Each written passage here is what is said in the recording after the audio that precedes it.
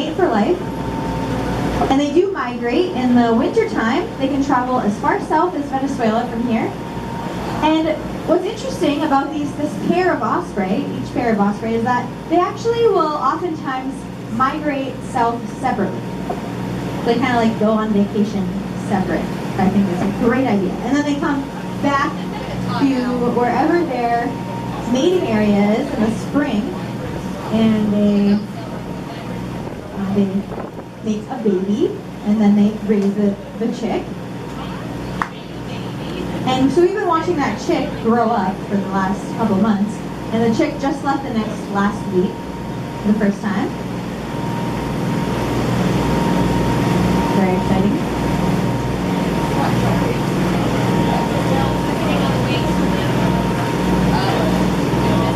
The first lighthouse of our tour is off to your right. This is Bug Light.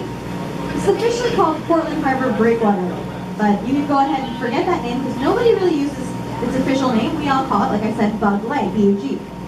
But you folks that are from South Portland, you probably know this lighthouse well. Yeah, you're from South Portland, right?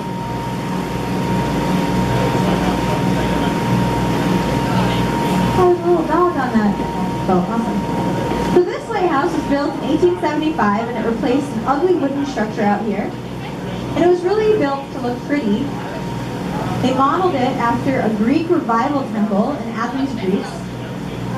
And so it's the only lighthouse in the U.S. with Greek architecture incorporated into the construction. So when people looked at it when it was first finished, they said it was just as cute as a bug. And that's why it got its nickname, Bug Light. Bug Light Park is a really popular place for people to fly kites from. You can see over there. At Bug Light Park, you can see there is a large gray structure at that end of a row of parked cars. So that gray structure is a replica of the bow of a Liberty ship and is a monument to the 33,000 workers who are out here working for the New England Shipbuilding Corporations building those Liberty ships, which is a whole lot for the state of Maine. In fact, it's the largest single workforce Maine has ever seen, still to this day, and is larger than the actual population of South Portland itself. So people coming from all over the state of Maine, majorly from here. So really at that time, there was no unemployment here in this area. And Portland, being the largest city in Maine, we get some wake from this lobster boat. So just watch out for that. So Portland's the largest city in Maine with a population of around 64,000. South Portland is the town we're seeing off to your right, population of around 26,000, so quite a few folks working out there. I'm just going to mention quickly, off to your left there's a fort out there, and a booze cruise.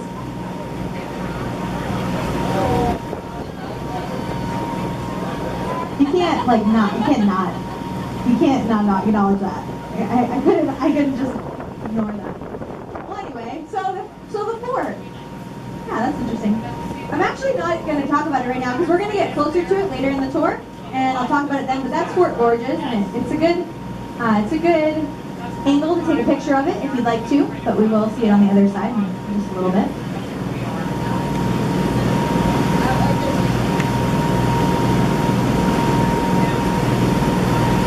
Another lobster boat out to your right. You can see the buoys, the lobster buoys on the back.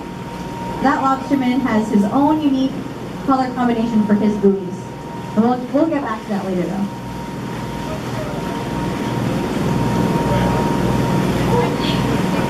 So this out to your right, this is the Portland Pipeline Pier. This pier is capable of taking on 2 ocean-going oil tankers at the same time, offloading crude oil, which actually doesn't get refined here in Maine. It goes by pipeline, above and below ground, 236 miles to Montreal, Canada. And that's where it's refined. Some of it gets brought back to us and stored in those white tanks you're seeing at the South Portland Tank Farm. But we have refined products here. And that might seem kind of silly to make that big loop just to refine some oil. But the reason for that goes all the way back to World War II when German U-boats were wreaking havoc and sinking ships off the coast of Canada, and it was very dangerous to get oil tankers into port there. So they needed to find a safer harbor, a better way to do that.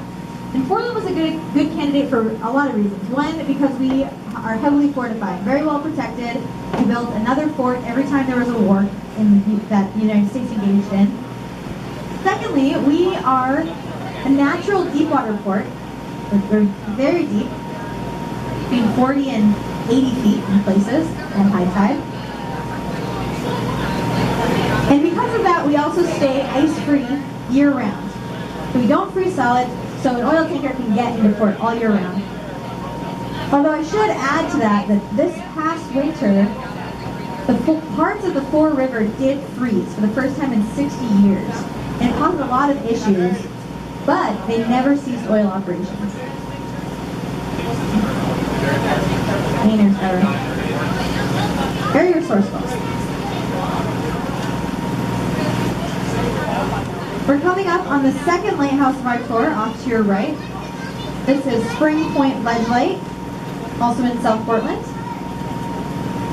This lighthouse was constructed in 1897. And if you look up at the lantern gallery, you can see some red and clear glass. That's called sectored lighting, and the reason for that is to let a ship captain coming through this area know if he or she is in safe waters or not. If they see a white light, they're good. If they see a red light, they need to redirect their course. And they had a saying to go along with that. They said, if you see white, you're all right, and if you see red, you're all dead. The breakwater that you see behind the lighthouse, that was not originally there. That was put in 1941 to protect the Portland pipeline here. And now you can see the first military fort we're going to talk about off to the right, Fort Preble. This was built in 1807 to enforce Thomas Jefferson's trade embargo against the British, keep the British out. And you can tell that the cannon ports, they're really close to the water line, which is that stained area right below the cannon ports. That's because the technique here was skipping cannonballs across the channel, kind of like I do, would skip flat rocks on a body of water, aiming at the water line of an enemy ship.